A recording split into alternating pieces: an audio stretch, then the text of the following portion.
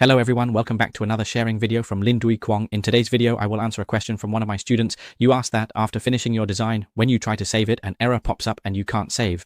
So I will make a video to share with you about this. And if you find my sharing video helpful, please hit the subscribe button to support Dinh Duy Cuong's channel. For example, here is a product code that we have finished designing. Now let's save it. You will go to File, then click on Save As. Now you will choose the folder where you want to save it. For example, let's save it in this folder, Garment Industry, and now we will click Save.